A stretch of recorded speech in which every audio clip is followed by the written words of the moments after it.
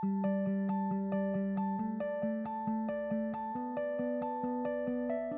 perd malheureusement du temps quand les patients arrivent au rendez-vous sans avoir réfléchi à ce qu'ils veulent discuter. Le pire, c'est quand ça leur revient tout à coup, une fois qu'ils sont prêts à partir, qu'ils ont la main sur la poignée de porte. Je vois tous les jours des patients qui sont incapables de me dire ce qu'ils prennent comme médicaments ou qui n'apportent pas leur carnet dans lesquels ils notent leur valeur de tension ou de glycémie. C'est dommage de ne pas avoir accès à cette information essentielle. Ce serait vraiment plus facile de poser des questions à mon médecin si au moins il me demandait si j'en ai. On dirait que la discussion est à sens unique avec lui.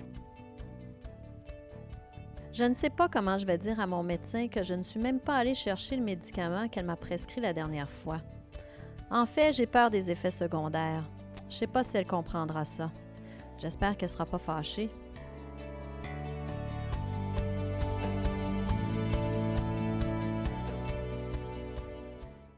Bonjour, je suis Marie-Thérèse Lucier, je suis médecin de famille. Il me fait vraiment plaisir aujourd'hui de vous présenter Discutons Santé, une initiative de Capsana qui, depuis les 25 dernières années, se consacre à la promotion de la santé, la prévention et la gestion des maladies chroniques.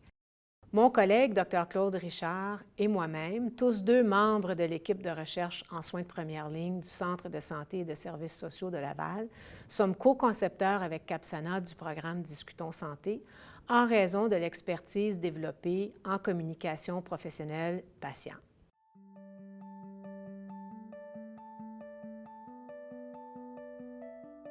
Les objectifs de Discutons Santé sont de favoriser une meilleure communication entre les patients et les professionnels de la santé pour améliorer la qualité de leurs interactions et contribuer à une plus grande autonomie des patients dans la gestion de leur maladie.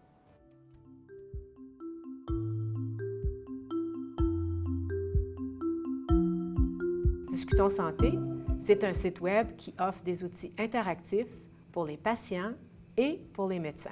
À la page d'accueil, chacun choisit la partie du site qui lui est destinée. Explorons tout d'abord la partie Patient. 3 outils sont proposés. Mes habiletés pivots, mes rendez-vous et mon carnet de santé. Prenons-les un à un. Mes habiletés pivots. Chaque lettre de pivot réfère à une technique de communication qu'on encourage le patient à développer. Se préparer à ses rendez-vous en identifiant à l'avance l'information qu'il souhaite discuter. S'informer sur ses problèmes de santé et leur traitement en vue de mieux les prendre en charge. Vérifier s'il a bien compris les explications et les recommandations du médecin. Enfin, oser parler de ses préoccupations au sujet de sa santé. Le site offre aussi un outil de préparation des rendez-vous qui est particulièrement utile. Une fois que le patient a inscrit les coordonnées de son rendez-vous, le système lui pose 5 questions afin de l'accompagner étape par étape de façon personnalisée. Dans le cas où le patient souhaite discuter d'un symptôme, on lui pose différentes questions. De la même façon, s'il consulte pour un suivi, on lui posera des questions concernant l'évolution de son problème depuis son dernier rendez-vous. Aussi, on lui rappellera d'apporter les valeurs de tension artérielle ou de glycémie, par exemple, qu'il a prises à la maison. Le patient est ensuite invité à faire la liste de tous les médicaments qu'il consomme.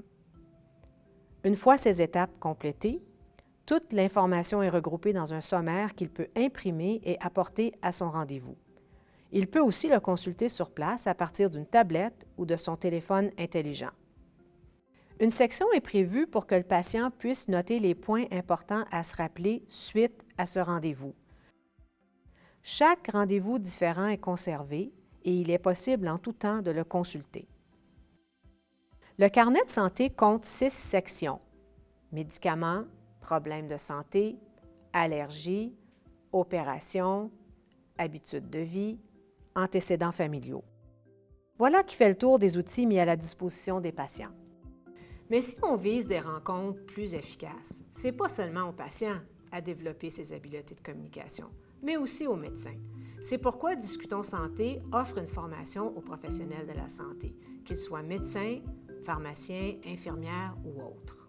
L'objectif est d'aider le professionnel de la santé à cerner rapidement la disposition à se traiter de son patient et surtout d'adapter en conséquence ses interventions en vue d'un meilleur suivi. La formation CIM comporte 3 modules. Le module C, convaincre et éduquer le patient à propos d'un problème de santé. À ce stade-ci, on peut vérifier si le patient reconnaît l'existence du problème et sa gravité. Le médecin a parfois besoin de faire cheminer le patient dans la reconnaissance de sa maladie, surtout dans les cas de maladies chroniques silencieuses comme l'hypertension ou le diabète. Le module I, implanter un traitement et soutenir le patient dans sa mise en place. À ce stade-ci, le patient comprend qu'il a un problème, mais est-il prêt à s'en occuper? Le médecin doit alors explorer les options de traitement avec le patient et voir comment le traitement choisi peut être mis en place dans son quotidien. Le module M, maintenir l'adhésion du patient à son traitement. À ce stade-ci, le patient a pris en main le traitement de son problème. Mais, comme rien n'est définitif, si des difficultés se présentent, le médecin devra revoir avec lui les barrières et les manières de les vaincre pour ne pas qu'il abandonne son traitement.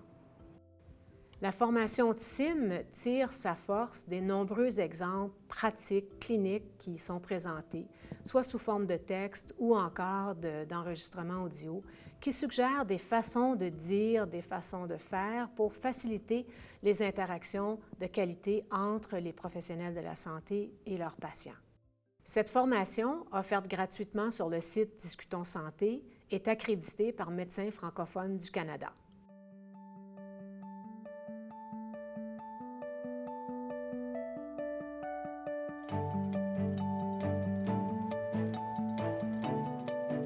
Oui, c'est arrivé 2 fois que j'ai eu à remplir le feuillet et à l'apporter chez le médecin.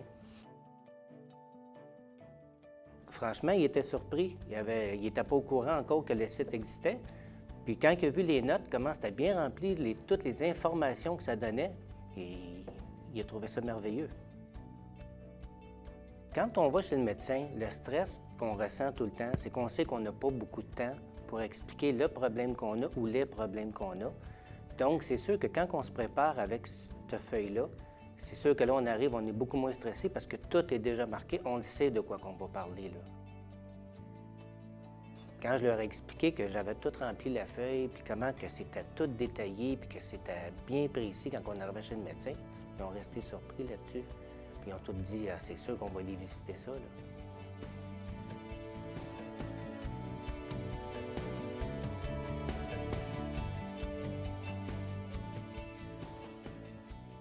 Voilà pourquoi vous comprendrez que j'encourage mes collègues et les patients à explorer le site, l'utiliser et surtout en parler.